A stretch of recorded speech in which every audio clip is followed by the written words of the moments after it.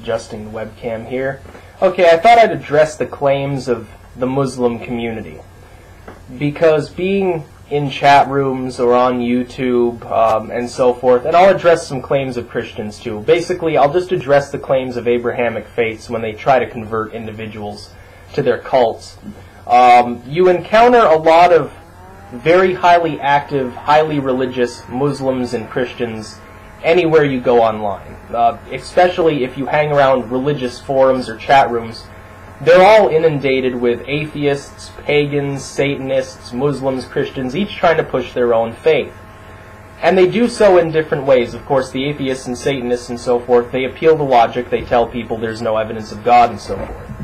The Muslims and Christians in particular, and some Jews, but very few of them because they don't have as large a presence online, they push their faith by making fantastic claims as to the divine nature of their religions and as to the technological nature of their history. That is, that Muslims will tell you, and I'll address a few claims here.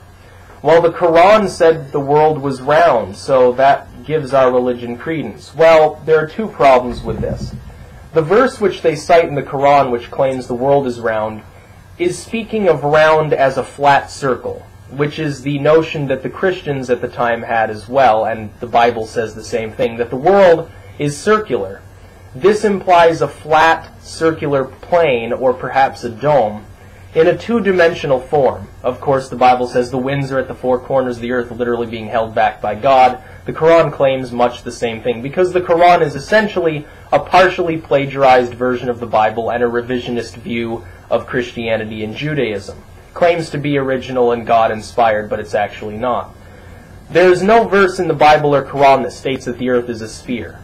The Bible says that it's essentially a flat circle suspended by a string in the heavens. The Quran states that it's essentially a flat circle, but they did add that it rotates, so they got something right there.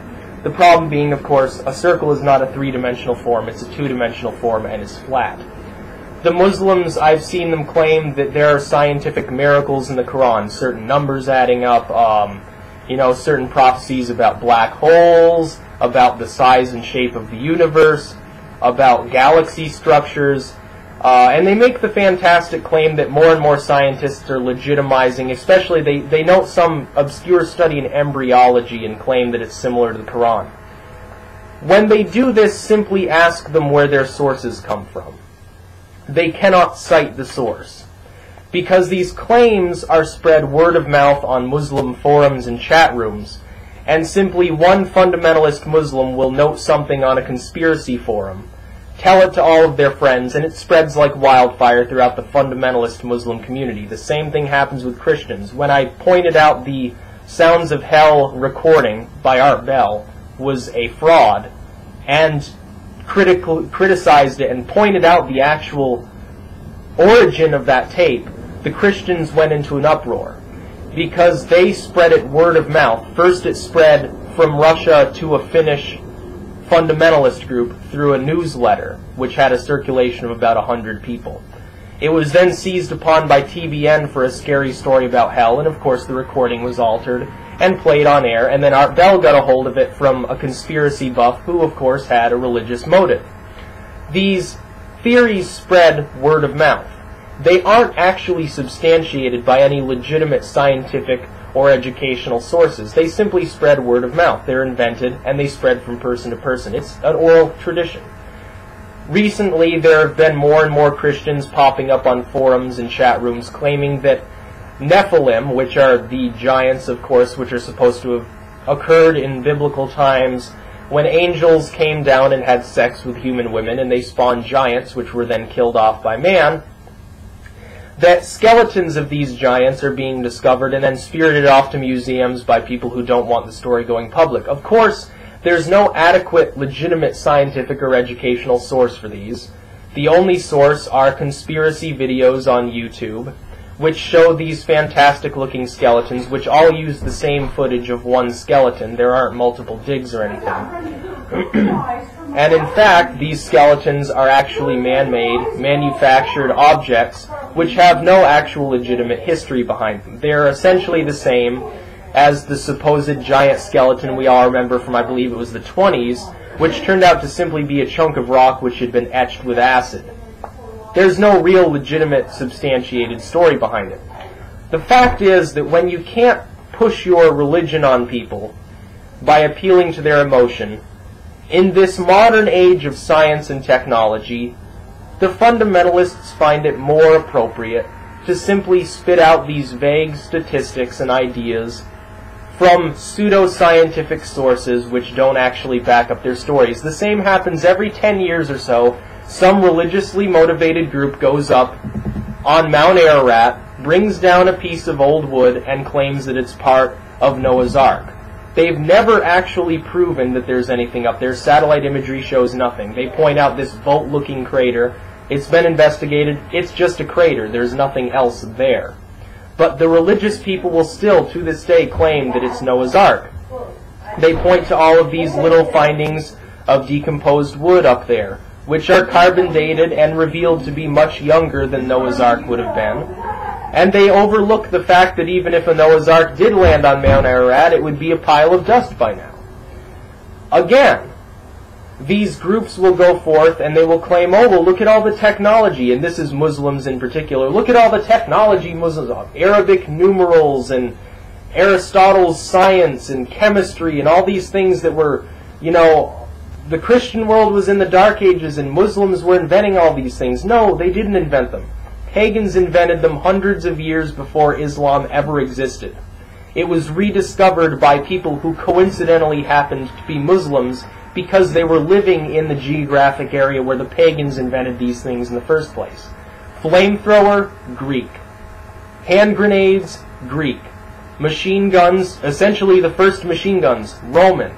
These things were invented by pagan cultures, adapted by Islamic or Christian cultures, and then claimed retroactively in the modern age by Christians in Rome and Muslims as Christian or Muslim inventions. Arabic numerals. They were already developed long before Islam existed. The only thing that the Muslims did was add 0 to the equation. All the other numbers were already there. The number system, everything was there. They simply invented the concept of 0. Ironically, pagans living in the Maya Empire did the same thing hundreds of years before Islam existed, completely separate from any of the Western, so-called Western religions. I guess you would call them Eastern religions because they were east of the Mayan Empire, but you know what I mean. The fact is that the Muslim and Christian claims to all of this miraculous technology and miraculous revelations from their books are false. Do not let yourself be confused into thinking that the Quran invented the notion that the world was round, because even if you took it at face value and assumed that their claims that the Quran said that were true, which they aren't, it was already developed by pagans hundreds of years before. In fact, in this case, more than 1,000 years before. 1,500 years before Islam existed, pagans invented the concept that the world was round. Not an original idea by far. It was invented by the Greek pagans. So all of these astrologically significant phenomenon, calendars, and things in mathematics and science, they were all invented by pagans. I've got several documentaries on the history from the History Channel loaded onto my YouTube account here that quite accurately reflect that all of these things, steam engines and siege towers, things that were used in the Renaissance and medieval days, were invented by the pagans over 1,000 years before the Muslims or Christians had access to them. In fact, the technology of the Muslims and Christians during the Dark Ages and Renaissance were piddling compared to the technology that the Romans or Greeks possessed. If the Romans suddenly had been reincarnated from the grave, had access to all the technology and infrastructure which they had originally, they could have steamrolled Dark Age Christians and Muslims easily. They would have possessed technology that would have seemed divine and miraculous to people living over 1,000 years later, simply by virtue of the fact that during that period of time, they were rediscovering old technology and readapting it, yes, but they weren't inventing that much new technology. The Dark Ages very much were dark. And the Muslims claiming it wasn't dark for the Muslims, we had plumbing and we had, Aristotle. It was still dark for them too. They suffered with the plague, they went into regression. Only by virtue of chance did they happen to inhabit the same geographic area that gave them access to the old ruins and archives which they dug up, and gave them access to this old technology that the pagans had long before they existed. So the claims of Muslims and Christians to have access to all of this new technology is actually in reality a claim to technology that they probably should have thought of on their own 1,000 years before they, developed the same technology the pagans left them in their archaeological excavation sites. And even to this day, we're finding more and more strange objects from the Greco-Roman part of the world. They found something that apparently was a wristwatch that the Romans had invented. That didn't exist in the Dark Ages.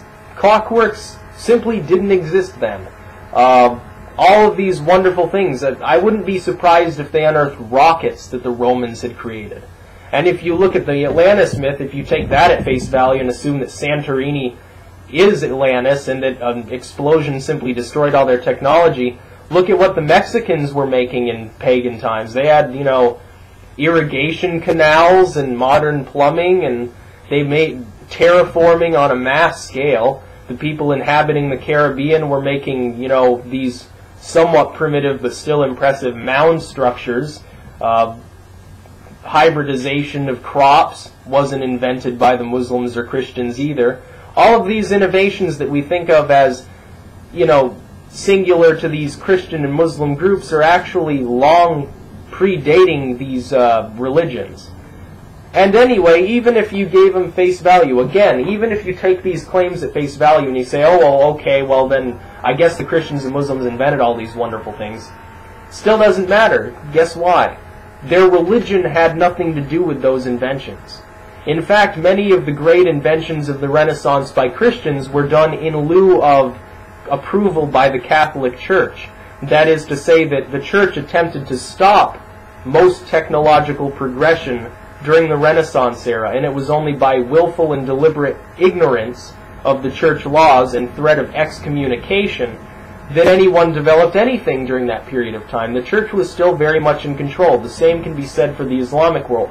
What few new inventions have come out of the Islamic world in the last 1,000 years, well, not 1,000 years, but almost 1,000 years, what few technological progressions have been made in those cultures have come not because of Islam, but in spite of the existence of Islam, because such technology can be said to be frowned upon in certain religious groups. You don't have that problem with the pagans. The pagans said, whatever works to get rid of these other pagan heathen groups, just do it. So they didn't have any problem with the new technology. Christianity and Islam deliberately stand in the way of new technology when it goes against their religious beliefs. Of course, the Greco-Roman pagans didn't care. They didn't care what you invented for new military technology. It kills the heathens off. They didn't care about new agricultural technology. Oh, we'll just have more stuff to offer to the gods for sacrifice. It's wonderful. So the pagans invented most of the things and ideas and concepts which the Muslims and Christians take credit for, so don't let them fool you. They're nothing special and they're nothing revolutionary. It's simply not the case. Arabic numerals, flamethrowers, Earth as not the center of the universe. No, these things were done in spite of Christianity and Islam, not because of them. The fact that some of the people that did invent these things happen to be Christian or Muslim has little bearing when you realize most of these people were only Christian or Muslim because their parents were, and they more or less ignored the clergy that was involved in the tyrannical theocratic rule of those periods of time. So that's just a little expose on the claims that Christians and Muslims make. They're not quite what they seem. Don't take them at face value. Peace out.